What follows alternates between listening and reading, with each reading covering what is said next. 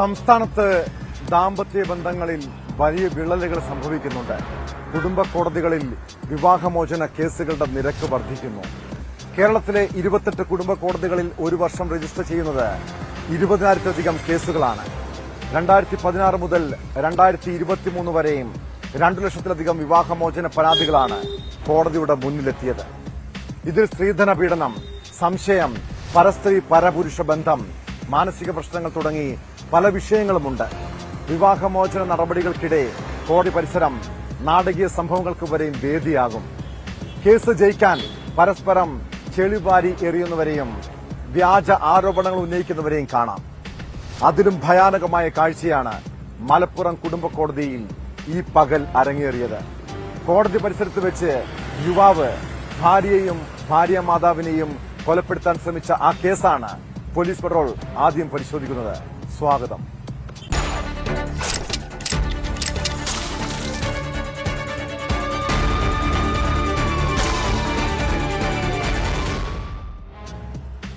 ദമ്പതികൾ തമ്മിലുള്ള വാക്പോരിനും പോർവിളിക്കും പല കുടുംബ കോടതികളും സാക്ഷിയാകാറുണ്ട്.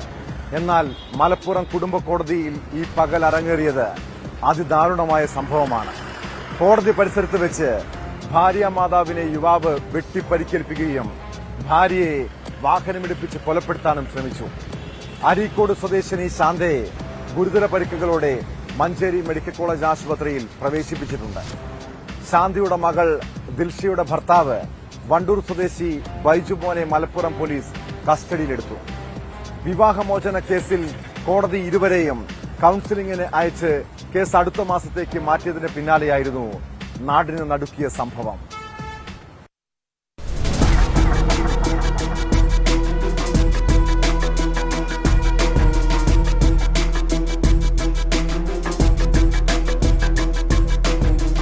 ബൈജു മോനിൽ നിന്നും ബന്ധം വേർപെടുത്തണമെന്നാവശ്യപ്പെട്ട് ദിൽഷ 2023 മലപ്പുറം കുടുംബ കോടതിയെ സമീപിച്ചിരുന്നു. ഇരുവരെയും കൌൺസിലിംഗിനയച്ച കോടതി കേസ് അടുത്ത മാസത്തേക്ക് മാറ്റിയിരുന്നു.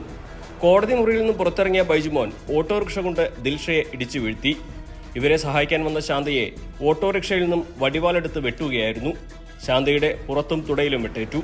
പുറത്തേറ്റ പരിക്ക് ഗുരുതരമാണ്. ബൈജുമോനെ കോടതി പരിസരത്തുണ്ടായിരുന്ന ഓട്ടോ ഡ്രൈവർമാരും അഭിഭാഷകരും ചേർന്ന് തടഞ്ഞുവെച്ചു. തുടർന്ന് മലപ്പുറം പോലീസ് എത്തി പ്രതിയെ കസ്റ്റഡിയിലെടുത്തു.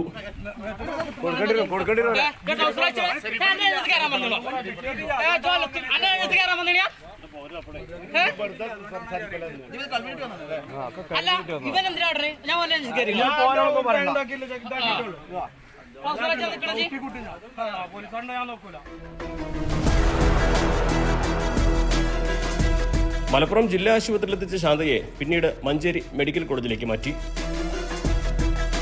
ഞാനാണ് ഇന്ന് ഈ സംഭവം ഉണ്ടായ വിക്ടിമിനെ, അതായത് പരിക്ക് പറ്റിയിട്ടുള്ള അമ്മയും മരുമകളെയും ഹോസ്പിറ്റലിലേക്ക് എൻ്റെ കാറിലാണ് എത്തിച്ചത്. ഇന്ന് ആ കേസ് മലപ്പുറം കുടുംബ കോടതിയിലുണ്ടായിരുന്നു. ആ കേസ് കഴിഞ്ഞ് ഇവർ പുറത്തേക്ക് ഇറങ്ങി അമ്മയും ആ മോളുമാണ് കേസിന് വേണ്ടി വന്നിട്ടുള്ളത്. ഭർത്താവായിട്ടുള്ള ആളും പ്രസൻ്റ് ആയിരുന്നു. അതിനുശേഷം അമ്മയും മകളും കൂടി പുറത്തേക്ക് നടന്നു പോണ സമയത്ത് അദ്ദേഹം ഒരു ഓട്ടോറിക്ഷയിൽ വന്നിരുന്നത്. ആ ഓട്ടോറിക്ഷ ഉപയോഗിച്ചിട്ട് ഈ മോളെ കുത്തി പരിക്കേൽപ്പിക്കാൻ ശ്രമിച്ചു. മോള് വീണു. അമ്മ പിടിക്കാൻ ചെന്ന സമയത്ത് അദ്ദേഹം വടിവാളൊക്കെ കീപ്പ് ചെയ്തിട്ടാണ് വന്നിട്ടുള്ളത്. അദ്ദേഹം അടുത്ത് വെട്ടി, അമ്മയെ നന്നായി വെട്ടി. അമ്മയ്ക്ക് നല്ല ഇൻസൈസർ വൂണ്ടുണ്ട്, നല്ല വൂണ്ടുണ്ട്, ബ്ലഡ് നന്നായി യൂസ് ചെയ്യുന്നുണ്ട്. പ്രാഥമികമായിട്ടുള്ള കാര്യങ്ങൾ നമ്മളെ കോട്ടപ്പടി ജില്ലാ ആശുപത്രി ചെയ്തിട്ട് ഇപ്പോൾ അവരെ മെഡിക്കൽ കോളേജിലേക്ക് മാറ്റിയിട്ട് പുറത്ത് ഷോൾഡറിന്റെ സൈഡിലാണ് വിട്ടിട്ടുള്ളത്. മാത്രമല്ല തുടയ്ക്കും വിട്ടിട്ടുണ്ട്. ബൈജുമോന് തന്നെ സംശയമാണെന്നും ശാരീരികമായും മാനസികമായും പീഡിപ്പിക്കുകയാണെന്നും ആരോപിച്ചാണ് ദിൽഷ വിവാഹമോചനം ആവശ്യപ്പെട്ടത്. 2016 വിവാഹിതരായവർക്ക് 2 ആൺകുട്ടികളുണ്ട്. ബൈജുമോനെതിരെ വധശ്രമത്തിന് കേസെടുത്തു. ന്യൂസ് 18 മലപ്പുറം.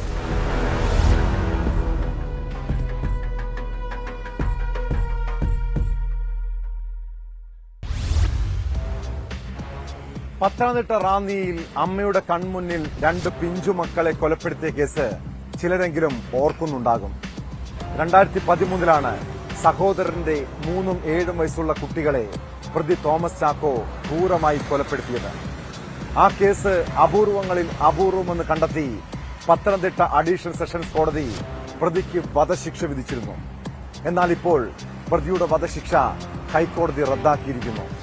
പകരം പ്രതി തോമസ് ചാക്കോ 30 വർഷത്തെ ജീവപര്യന്ത ശിക്ഷ അനുഭവിക്കണമെന്നും ഉത്തരവിലുണ്ട്.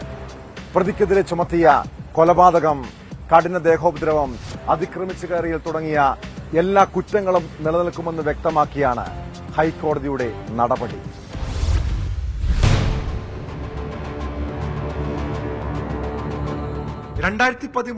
ഒക്ടോബർ 27 പത്തനംതിട്ടയിൽ നാടിനെ നടുക്കിയ ക്രൂരത നടന്നത്.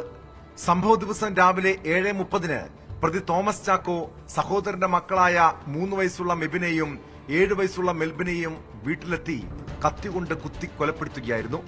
തടയാൻ ശ്രമിച്ച കുട്ടികളുടെ അമ്മയുടെ മുഖത്ത് മുളകുപൊടി വിതറിയ ശേഷമായിരുന്നു ആക്രമണം.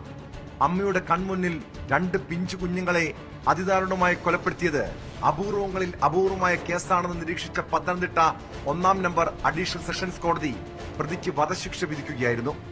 വിചാരണ കോടതിയുടെ വിധി ശരിവെച്ച ഹൈക്കോടതി പ്രതി തന്നെയാണ് കൊലപാതകം നടത്തിയിരിക്കുന്നത് എന്നതിൽ സംശയമില്ലെന്ന് വ്യക്തമാക്കി. കൊലപാതകം, കഠിന ദേഹോദ്രവം, അതിക്രമിച്ചു കയറൽ തുടങ്ങി തോമസ് ചാക്കോയ്ക്കുമേൽ ചുമത്തിയ എല്ലാ കുറ്റങ്ങളും നിലനിൽക്കുമെന്നും ഹൈക്കോടതി ഡിവിഷൻ ബെഞ്ച് കണ്ടെത്തി. അതേസമയം ഇത്തരത്തിലൊരു കൊലപാതകത്തിന് വധശിക്ഷയാണോ അതോ നിശ്ചിത കാലയളവിലേക്കുള്ള ജീവപര്യന്തമാവുമോ ഉചിതമാവുക എന്നും സുപ്രീം കോടതിയുടെ വിവിധ വിധിന്യായങ്ങൾ ഉദ്ധരിച്ചുകൊണ്ട് കോടതി പരിശോധിച്ചു. ഇതിനൊപ്പം പ്രതിയുടെ ജയിൽ ജീവിത റിപ്പോർട്ടും പരിഗണിച്ചതിന്റെ അടിസ്ഥാനത്തിലാണ് ശിക്ഷ ജീവപര്യന്തം 30 വർഷമാക്കി കോടതി മാറ്റിയത്. ഇതിനൊപ്പം 5 ലക്ഷം രൂപ പിഴയും അടയ്ക്കണമെന്ന് വിധിയിലുണ്ട്. കുടുംബ വസ്തുവുമായി ബന്ധപ്പെട്ട തർക്കങ്ങളാണ് ഇരട്ട കൊലപാതകത്തിലേക്ക് നയിച്ചത്. ന്യൂസ് 18 കൊച്ചി.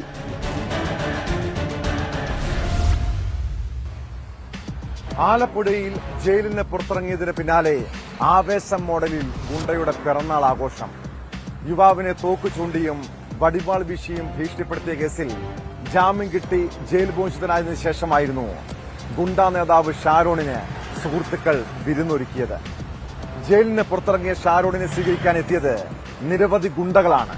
പോലീസ് സ്റ്റേഷന് തൊട്ട് സമീപത്ത് ആവേശം മോഡൽ ആഘോഷം നടന്ന് 24 മണിക്കൂർ കഴിഞ്ഞിട്ടും പോലീസ് അറിഞ്ഞില്ല എന്നതാണ് കൗതുകം.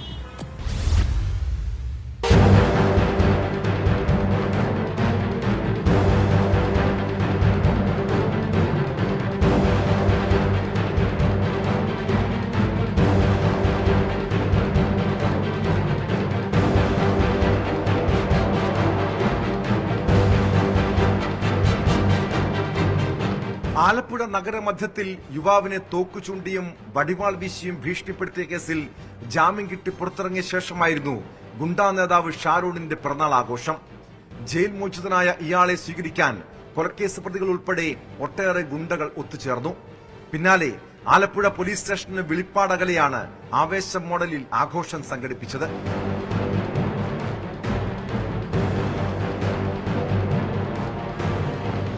ആഘോഷം നടന്ന് 24 മണിക്കൂർ കഴിഞ്ഞിട്ടും പോലീസ് ഇതേക്കുറിച്ച് അറിഞ്ഞിട്ടുപോലുമില്ല.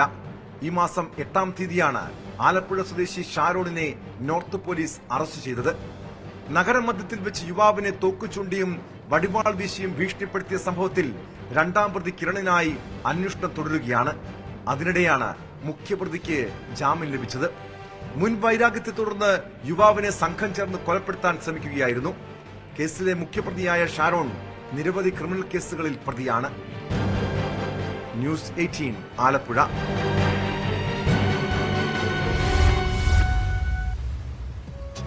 ഗുണ്ടകൾ നാട്ടിൽ ആവേശം മോഡലിൽ പിറന്നാൾ ആഘോഷിച്ച് വിലസുകയാണ്. എന്നാൽ ഗുണ്ടകളെ കൊണ്ട് പൊറുതിമുട്ടി ജീവിക്കുന്ന സാധാരണ മനുഷ്യരുണ്ട് ഇവിടെ. ആലപ്പുഴ സ്വദേശി ആന്റണി എന്ന പ്രശാന്തിനെ ഗുണ്ടാ നേതാവ് ഷാരോണും സംഘവും ചേർന്ന് വടിവാളും തോക്കും ചൂണ്ടി ഭീഷണിപ്പെടുത്തിയത് ഈ മാസം 7-നാണ്. കേസിൽ അറസ്റ്റിലായ ഷാരോൺ ജയിലിൽ നിന്നും ജാമ്യം കിട്ടി പുറത്തിറങ്ങിയിരിക്കുന്നു. ഇതോടെ ഏതു സമയവും ഗുണ്ട ആക്രമണം ഉണ്ടാകുമെന്ന ആശങ്കയിലാണ് പ്രശാന്ത്. ആലപ്പുഴയിലെ പോലീസും ഭരിക്കുന്ന പാർട്ടിയും ഗുണ്ടകളെ സംരക്ഷിക്കുന്നുവെന്നും ആരോപണമുണ്ട്.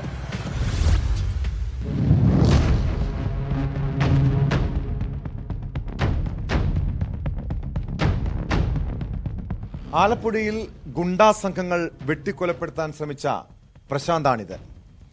ഈ മാസം 7-ാം തീയതിയാണ് പ്രശാന്തിനെ സംഘം ചേർന്ന് തോക്കു ചൂണ്ടി വടിവാൾ വീശി കൊലപ്പെടുത്താൻ ശ്രമിച്ചത്. പിന്നീട് പ്രശാന്ത് പോലീസിൽ പരാതി നൽകി പ്രതി ഷാരോണിനെ അറസ്റ്റ് ചെയ്യുകയും ചെയ്തു. എന്നാൽ ആ ഗുണ്ടാ നേതാവായിട്ടുള്ള ഷാരോൺ ജയിൽ മോചിതനായിരിക്കുന്നു. ഇതോടെ പ്രശാന്തിന്റെ ജീവന് തന്നെ ഭീഷണി ഉയർന്നിരിക്കുകയാണ്. പ്രശാന്ത് ഈ മാസം 7-ാം തീയതി നടന്ന സംഭവം പോലീസ് പരാതിപ്പെട്ട് പോലീസ് നടപടിയൊക്കെ സ്വീകരിച്ചു. ഇപ്പോൾ ആ പ്രതി പുറത്തിറങ്ങിയിട്ടുണ്ട്. എന്താണ് അന്ന്, അതായത് 7-ാം തീയതി രാത്രിയിൽ അന്ന് സംഭവിച്ചത്? ആലപ്പുഴ ടൗണിൽ ഞാൻ നിൽക്കുകയായിരുന്നു. എൻ്റെ സുഹൃത്തുമായിട്ട് സംസാരിച്ചുകൊണ്ടിരിക്കുമ്പോൾ പെട്ടെന്നൊരു വെള്ള കാറ് വന്ന് ചവിട്ടി. അതിൻ്റെ ബാക്ക് ഡോറ് തുറന്ന് റൈറ്റ് സൈഡിൽ ഒരാൾ പെട്ടെന്നിറങ്ങി വടിവാൾ വീശി.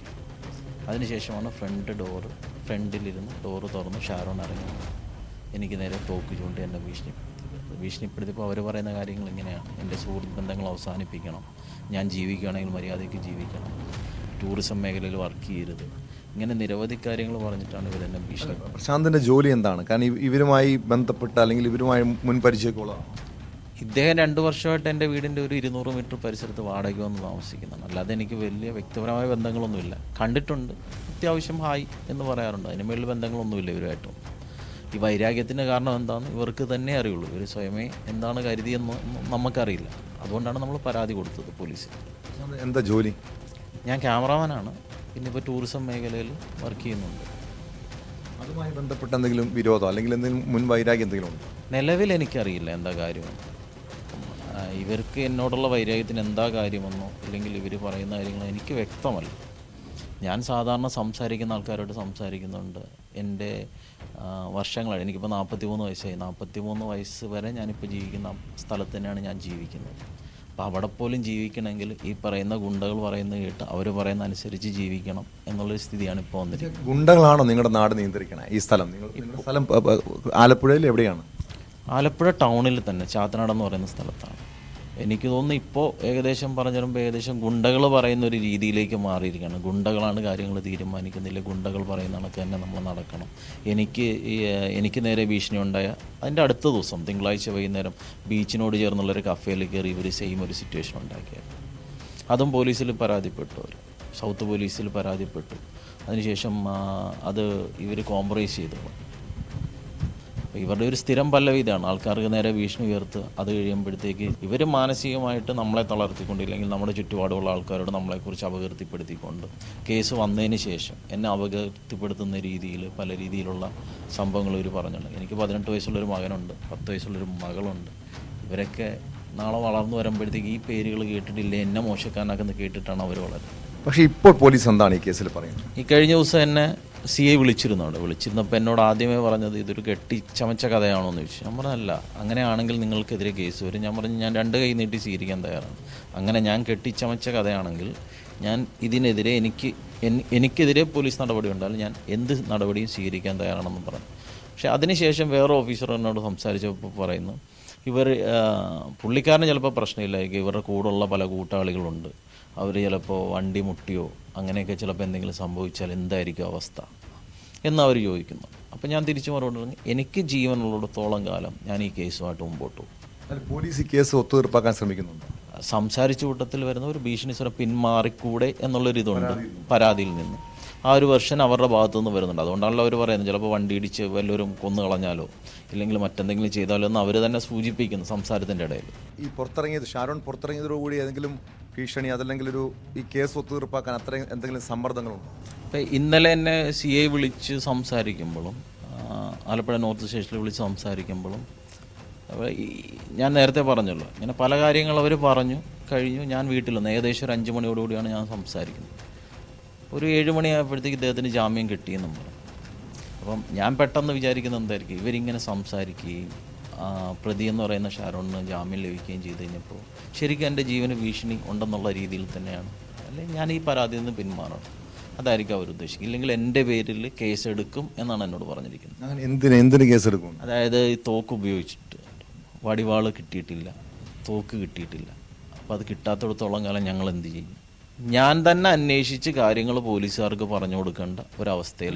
ആദ്യമായിട്ടായിരുന്നോ ഈ പ്രശാന്ത് നേരെ ഒരു ഭീഷണി വരുന്നത്? എൻ്റെ നേരെ ആദ്യമായിട്ടാണ്. ഇതിനു മുൻപ് ഇതിനു മുമ്പ് എൻ്റെ നേരെ അങ്ങനെ ഭീഷണികളോ ഒന്നും വന്നിട്ടൊന്നുമില്ല. ഇപ്പോൾ നിലവിൽ ഈ സംഭവം നടക്കുന്ന സ്ഥലത്ത് ഞാനും എൻ്റെ ഒരു സുഹൃത്തും മാത്രമായിരുന്നു ഉണ്ടായിരുന്നത്. ഒരു ഞായറാഴ്ചയായിരുന്നു. അതിനുശേഷം പോലീസുകാർ ഞങ്ങളോട് തന്നെ CCTV ഉണ്ട് അവിടെ, ഇല്ലെങ്കിൽ മാസം എഴുതാൻ വന്നപ്പോൾ ചോദിക്കുന്നു. അന്ന് ആ സമയത്ത് അവിടെ ഇല്ലാഞ്ഞവർ ഇന്നലെ പറയുന്നു 5ഓളം പേര് ഈ സംഭവം കണ്ടതായിട്ട് സാക്ഷികളുണ്ട്, നിങ്ങൾ പറയുന്ന കള്ളത്തരമാണെന്ന് പോലീസ് എന്നോട് പറയും. പക്ഷേ എൻ്റെ കണ്ണിൽ അന്ന് 5 പേര് പോലും അവിടെ ഇല്ല. മാസം എഴുതാൻ പറയുമ്പോൾ ആരും ഒപ്പിടാൻ പോലും ഇല്ല. ഈ കേസ് ആയതുകൊണ്ട് ആരും നിന്നില്ല. പെട്ടെന്ന് നമുക്കെതിരെ ഇവർ ഒരു ഭീഷണി സ്വരമുണ്ട്, അല്ലെങ്കിൽ കൊന്നുകളയും എന്നുള്ള രീതിയിൽ തന്നെയാണ് നമ്മളിപ്പോൾ അങ്ങനെ തന്നെ കണ്ട് മുമ്പോട്ട് പോകും. എനിക്ക് ജീവനുള്ളിടത്തോളം കാലം ഈ കേസുമായിട്ട് ഞാൻ മുമ്പോട്ട് പോകും. ഇനി ഗുണ്ടകൾ അങ്ങനെ ആലപ്പുഴയിൽ വാഴണ്ട, അതാണ് നമ്മൾ ഉദ്ദേശിക്കുന്നത്. അത് വേറൊന്നും കണ്ടല്ല. സാധാരണക്കാരെ നമുക്ക് ഇപ്പം ഞാനല്ലെങ്കിൽ എൻ്റെ മക്കൾ വളർന്നു വരുന്നുണ്ട്, ഇവർക്കും ജീവിക്കണ്ടേ. ഇതാണ് കേരളത്തിലൊരു പൗരന്റെ അവസ്ഥ. ഒരു ആലപ്പുഴ സ്വദേശി പ്രശാന്തിന് നേരെ ഉയർന്ന വധഭീഷണി, കൊലപ്പെടുത്താൻ ശ്രമിക്കുന്നു, യാതൊരു പ്രകോപനവുമില്ല. ഗുണ്ടാ സംഘങ്ങൾ ഇന്ന് കേരളത്തിലെ പലയിടങ്ങളും കൈയടക്കുകയാണ്. അതിലേറ്റവും പ്രധാനപ്പെട്ട സ്ഥലം ആലപ്പുഴ ജില്ലയാണ്. ആലപ്പുഴയിലെ ഗുണ്ടയായിട്ടുള്ള ഷാരോണിൽ നിന്ന് ഈ രീതിയിൽ ഭീഷണി ഇപ്പോഴും നിലനിൽക്കുന്നുണ്ട്. ഷാരോൺ ജയിലിന് പുറത്തിറങ്ങിയിരിക്കുന്നു. പോലീസിൻ്റെ ഒത്താശയുണ്ട്. പോലീസ് ആ കേസ് അട്ടിമറിക്കാൻ ശ്രമിക്കുന്നു. രാഷ്ട്രീയ നേതാക്കളുടെ പോലും പിൻബലം ഈ ഗുണ്ടകൾക്ക് ഉണ്ട് എന്നുള്ളതാണ് നമ്മുടെ നാട് എത്രത്തോളം അപകടത്തിലാണ് എന്ന് വ്യക്തമാക്കുന്നത്.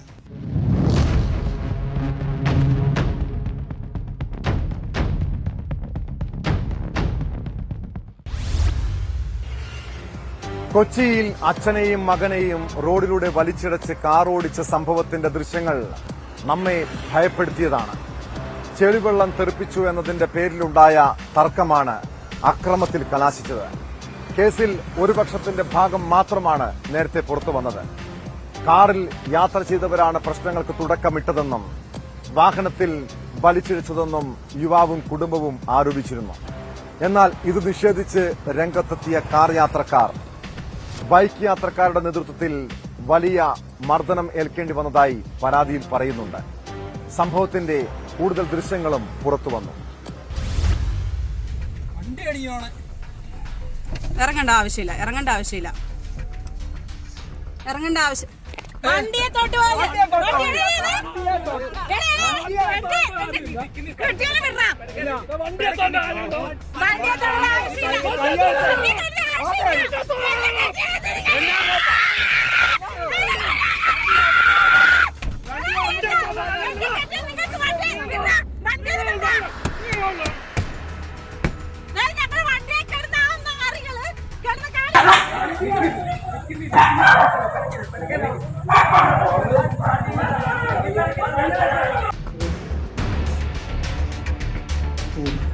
കഴിഞ്ഞ ദിവസമാണ് എറണാകുളം ചിറ്റൂരിൽ അച്ഛനെയും മകനെയും റോഡിലൂടെ വലിച്ചിഴച്ച് കാറോടിച്ച സംഭവത്തിന്റെ ദൃശ്യങ്ങൾ പുറത്തുവന്നത്. ഇതിൽ ബൈക്ക് യാത്രക്കാരനായ അക്ഷയും സഹോദരിയും വീട്ടിലേക്ക് വരുന്നതിനിടെ ചെളിവെള്ളം തെറിപ്പിച്ചുവെന്ന പരാതിയാണ് തർക്കത്തിന് കാരണം. കാറിൽ യാത്ര ചെയ്തിരുന്ന കോട്ടയം സ്വദേശി ജോസഫ് ജോണും കുടുംബവും കാറിൽ പിന്തുടർന്ന് വന്ന് പ്രശ്നമുണ്ടാക്കിയെന്നാണ് അക്ഷയ് സന്തോഷിന്റെയും സഹോദരിയുടെയും ആരോപണം. ഇവരുടെ വണ്ടി ഞങ്ങളുടെ ബാക്കിൽ നിന്ന് സ്പീഡിൽ ഞങ്ങളുടെ മേത്ത് വെള്ളം തെറിപ്പിച്ചിട്ട് പോയി. അപ്പോൾ വെള്ളം തെറിപ്പിച്ച് ചോദിക്കാനായിട്ട് ഞാൻ എൻ്റെ സ്കൂട്ടറും കൊണ്ട് ഇവരുടെ വണ്ടിയുടെ വട്ടം വെച്ച് വണ്ടിയിൽ നിന്ന് ഇറങ്ങി ചെന്ന് ഞാൻ ചോദിച്ചു, എന്ത് പരിപാടി കാണിക്കണേ, മര്യാദയ്ക്ക് ഓടിച്ചു പോകാൻ പാടില്ലേ, വെള്ളം തെറിപ്പിക്കണമെന്ന് ചോദിച്ചു. അപ്പോൾ അതിൽ ലെഫ്റ്റ് സൈഡിലിരുന്ന ആൾ തെറി പറയും, ആള് എൻ്റെ കോളറിനെ കയറി പിടിക്കുകയും ചെയ്തു. അപ്പോൾ ഇവരെ പറഞ്ഞു വിട്ട്. അപ്പോൾ ഇവർ നേരെ വണ്ടി കുറച്ച് മുമ്പോട്ട് കയറ്റി അവിടെ നിർത്തി. ഞാനും ചേച്ചിയും പ്രശ്നം തീർന്നു എന്ന് കരുതിയിട്ടാണ് ഞങ്ങൾ നേരെ വീട്ടിലോട്ട് പോകുന്നത്. ഞങ്ങൾ വീട്ടിലോട്ട് വരുന്ന വഴിക്ക് അവർ ഞങ്ങളെ ഫോളോ ചെയ്ത് ഞങ്ങളുടെ ഈ വീടിൻ്റെ ഇവിടം വരെ വന്നു. അതേസമയം തങ്ങളെ അക്ഷയുടെ പിതാവും നാട്ടുകാരും ചേർന്ന് ക്രൂരമായി മർദ്ദിച്ചുവെന്ന് ജോസഫ് ജോണി ആരോപിക്കുന്നു. തങ്ങളെ മർദ്ദിക്കുന്നതും കാർ തടഞ്ഞു വെക്കുന്നതുമായ ദൃശ്യങ്ങളും അവർ തെളിവായി നൽകി. 5 മിനിറ്റ് പോലും ഇല്ല. അതിനു മുമ്പ് ഞാൻ തീരന്തിയാണു. അവൻ എന്നാൽ തന്നെ ഡിയോട്ടാക്കി ഇട്ടു. മോള് അങ്ങോട്ട് ചേഞ്ച് ചെയ്യാന്ന ഓട്ടോമാറ്റിക് വണ്ടിയാ. എന്നാൽ തന്നെ ഡിയോട്ടാക്കിയപ്പോ ഓട്ടോമാറ്റിക്കായിട്ട് വണ്ടി മൂവിങ് ആവും. എന്നാൽ തന്നെ അബദ്ധത്തിൽ ഇച്ചിരി ചവിട്ടിയപ്പം കൂടിപ്പോയി. എന്നാൽ തന്നെ ഞാൻ ചവിട്ടി. ഞാൻ ഇച്ചിരി മാറിയായാലും ഞാൻ ചവിട്ടിയപ്പോ തന്നെ പുള്ളിയുടെ അപ്പം വന്ന് വട്ടം ചവിട്ടിയിട്ട് വന്നിട്ട് എന്റെ ചെപ്പക്കിട്ട് നന്നായിട്ട് അടിച്ചു. എന്റെ പൊന്നു ചേട്ടൻ ഇവരെ ആരും ഉപദ്രവിക്കില്ല, എന്റെ ഭർത്താവിനെ ഒന്നും ചെയ്യരുതെന്ന് ഞാൻ ആ വീഡിയോയിൽ തന്നെ പറയുന്നുണ്ട്. ഒന്നും ചെയ്യരുത്, ഞങ്ങളുടെ വണ്ടിക്കിട്ട് അടിക്കുന്നുണ്ട്. ഞാൻ പറഞ്ഞു ഞങ്ങളുടെ വണ്ടിയെ തൊട്ട് വണ്ടിയുടെ അതിന്റെ നഷ്ടപരിഹാരം നിങ്ങൾ തരേണ്ടി വരും, വണ്ടിയെ പിടിക്കല്ലെന്ന് ഒക്കെ ഞാൻ പറയുന്നുണ്ട്. സംഭവത്തിൽ ഇരു കൂട്ടർക്കുമെതിരെ ചേരാനല്ലൂർ പോലീസ് കേസെടുത്തിട്ടുണ്ട്. നേരത്തെ പോലീസ് നടപടി സ്വീകരിച്ചില്ലെന്ന പരാതിയുമായി അക്ഷയും കുടുംബവും രംഗത്തെത്തിയിരുന്നു.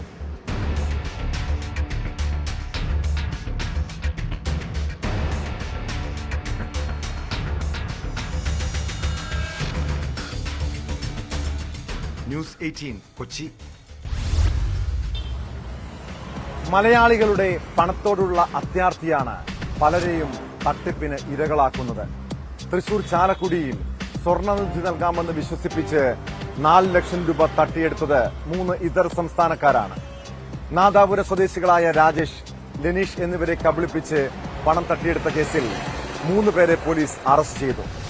അസം സ്വദേശികളായ JCB ഡ്രൈവർമാരെ പെരുമ്പാവൂരിൽ നിന്ന് ചാലക്കുടി പോലീസ് പിടികൂടുകയായിരുന്നു. പരിക്കേറ്റ് അങ്കമാലിയിൽ ചികിത്സയിൽ കഴിയുന്ന ഇവരുടെ കൂട്ടുപ്രതി അബ്ദുൽ കലാമിന്റെ അറസ്റ്റ് രേഖപ്പെടുത്തിയിട്ടില്ല.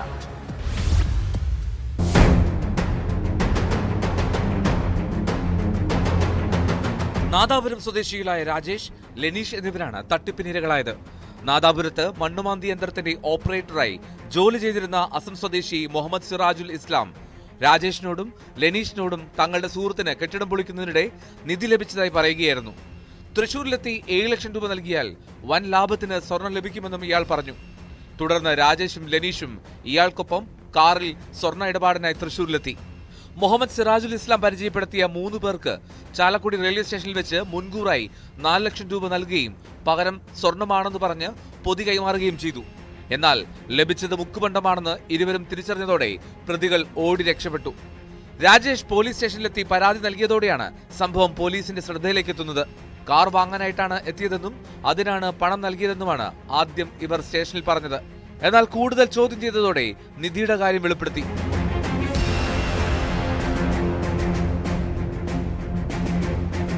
ഇതിനിടെ രാത്രി 1 മണിയോടെ ചെന്നൈ തിരുവനന്തപുരം സൂപ്പർഫാസ്റ്റ് എക്സ്പ്രസിലെ ലോക്കോ പൈലറ്റ് ചാലക്കുടി പുഴയ്ക്ക് മുകളിലൂടെ ട്രെയിൻ പോകുമ്പോൾ 4 പേർ പുഴയിലേക്ക് ചാടിയെന്ന് പോലീസ് സ്റ്റേഷനിൽ അറിയിച്ചു.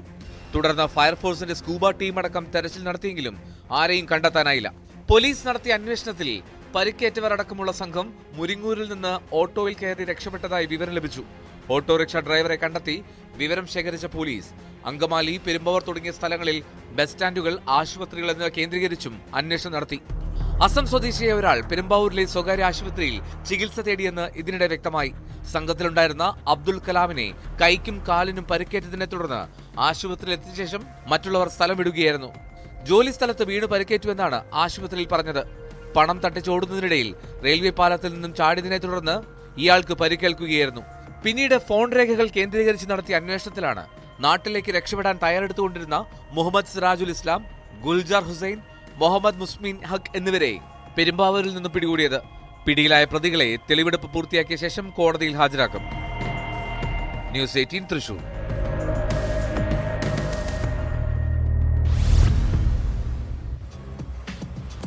പോലീസ് പെട്രോളിന് പോകുന്നത് തൃശൂർ മാളയിലേക്കാണ്. മാളയിലെ ഒരു ഹോട്ടലിൽ കഴിഞ്ഞ ദിവസം മോഷണമുണ്ടായി. ഇവിടെ നിന്ന് പണവും മൊബൈൽ ഫോണും മോഷ്ടിക്കുകയായിരുന്നു. കേസിൽ പ്രതികൾ പോലീസിന്റെ പിടിയിലായിരിക്കുന്നു. മാള സ്വദേശിയായ അനന്തകൃഷ്ണനെയും പ്രായപൂർത്തിയാകാത്ത ഒരാളെയുമാണ് അറസ്റ്റ് ചെയ്തത്. അനന്തകൃഷ്ണൻ നിരവധി കവർച്ചാ കേസുകളിൽ പ്രതിയെന്നാണ് പോലീസ് പറയുന്നത്.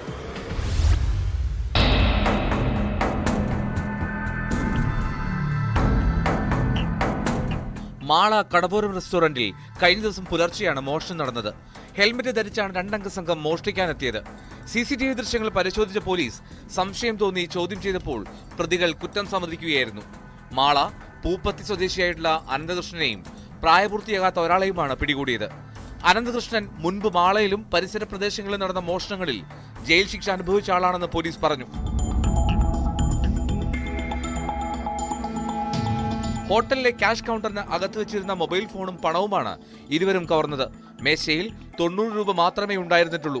പിടിയിലായ പ്രായപൂർത്തിയാകാത്തയാളെ ജുവനൈൽ ഹോമിലാക്കി.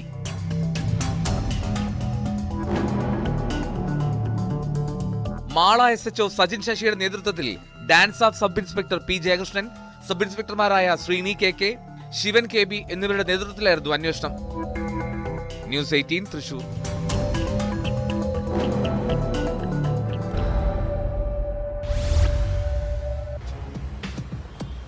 രണ്ടാം ബാർ കോഴ വിവാദം പിണറായി സർക്കാരിനെ പ്രതിക്കൂട്ടിൽ നിർത്തിയതാണ്. എന്നാൽ സംഭവത്തിൽ കോഴയില്ലെന്ന കണ്ടെത്തലാണ് കേസ് അന്വേഷിച്ച ക്രൈംബ്രാഞ്ചിന്റേത്. ബാർ ഉടമകൾക്കിടയിൽ നടന്ന പണപ്പിരിവ് തലസ്ഥാനത്ത് സംഘടനയ്ക്ക് കെട്ടിടം വാങ്ങാനെന്നാണ് അന്വേഷണ സംഘത്തിന്റെ നിഗമനം. മദ്യനയം മാറ്റാൻ കോഴ നൽകണമെന്ന ശബ്ദ സന്ദേശം ഇടുക്കിയിലെ ബാർ ഉടമകളുടെ ജില്ലാ പ്രസിഡന്റ് അനിമോൻ വാട്സാപ്പ് ഗ്രൂപ്പിലിട്ടത് തെറ്റിദ്ധാരണ മൂലമെന്നും റിപ്പോർട്ടിൽ പറയുന്നു.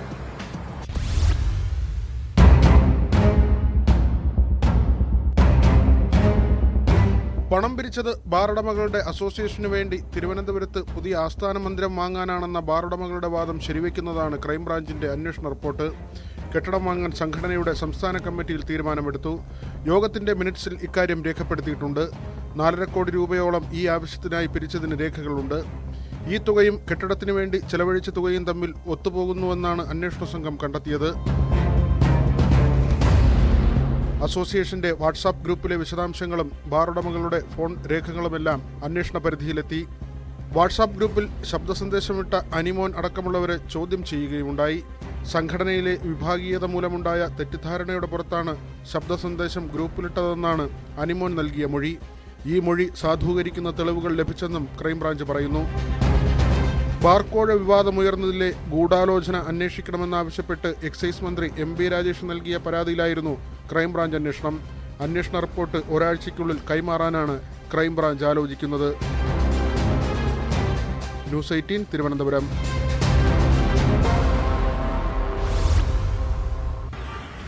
കേരളം അക്രമികളുടെയും കവർച്ചാ സംഘങ്ങളുടെയും നാടായി മാറിയിരിക്കുന്നു.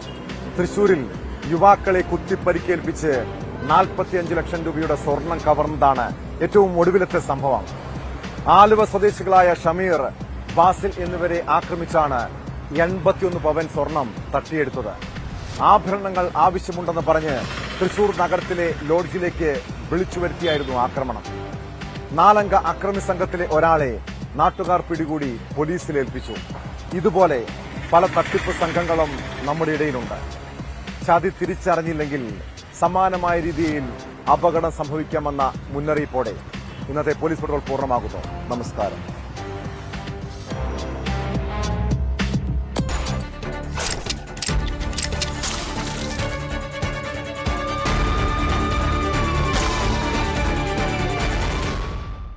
പറഞ്ഞു.